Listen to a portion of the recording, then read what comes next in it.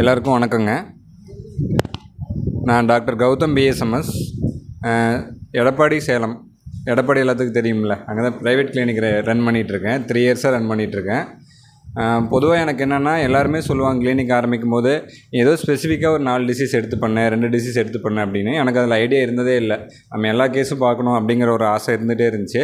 நான் அதிலே தான் எல்லா கேஸும் பார்த்துட்டு இருந்தேன். இப்போ இங்கே சாரு சிஎம்இ வந்து 3rd சிஎம்இ வந்து அட்டன் பண்ணிட்டு போனேன். அதுலேருந்து என்னன்னா, இப்போ நம்ம சமூகத்தில் பார்த்ததில் இன்ஃபர்டிலிட்டி நிறைய இருக்குது. அது க்யூர் பண்ணுறதுக்கு சாரு ஒரு தெளிவான ப்ரோட்டோக்கால் கொடுத்துருக்காரு. அதை ஃபாலோ பண்ணும்போது நம்ம கரெக்டாக சக்ஸஸ் இருக்கும். இன்னொன்று, இது நம்ம கடமை அப்படிங்கிற மாதிரி என் மனசில் பதிஞ்சிருச்சு. நான் பார்க்குறவங்கலாம் சொல்லிகிட்டு இருக்கேன், ஜூனியர்ஸு, கிளாஸ்மேட்ஸு எல்லாத்துட்டையும் இந்த மாதிரி ஒரு தெளிவான ப்ரோட்டோக்கால் இருக்குது, நீங்கள் இந்த கிளாஸ் எப்போ வந்தாலும் அட்டன் பண்ணுங்கள் அப்படின்னு சொல்லிகிட்டு இருக்கேன்.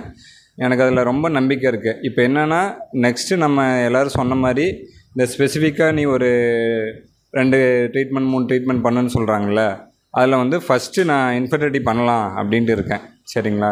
அது ஒரு கடமையாகவே நான் இப்போ என்ன சொல்கிறது, உள்ளேருந்து நமக்கு ஃபீல் ஆகும்னு சொல்லுவாங்களா, அந்த மாதிரி இன்ஃபர்டிலிட்டியும் நீ ட்ரீட் பண்ணியே ஆகணும்னு உள்ளேருந்து எனக்கு ஒரு விஷயம் சொல்லிகிட்டே இருக்குது. அதனால் இனிமேலும் அது பண்ணலாம் அப்படின்ட்டு இருக்கேன். 2வது, இன்றைக்கி கிளாஸில் என்ன தெரிஞ்சுக்கிட்டேன்னா, நானே 2-3 கேஸ் சொல்லியிருக்கேன்.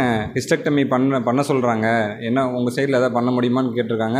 இல்லைங்க, என் சைடில் ஒன்றும் பண்ண முடியாது, நீங்கள் இப்போ எடுத்துக்கோங்க அப்படின்னு நான் வந்து நிறைய பேர்த்துக்கு ஒரு 2-3 பேஷண்ட்டுக்கு சொல்லியிருக்கேன். சார் இன்றைக்கி ஹோப் கொடுத்ததுலேருந்து இனிமேல் அப்படி சொல்லக்கூடாது, நம்ம மேனேஜ் பண்ணிடலாம், அவங்களுக்கு வந்து எப்படி நம்ம கர்ப்பப்பையை காப்பாற்றி கொடுக்கணும் அப்படிங்கிற நம்பிக்கை வந்து இந்த கிளாஸில் எனக்கு கிடச்சிருக்கு. 1.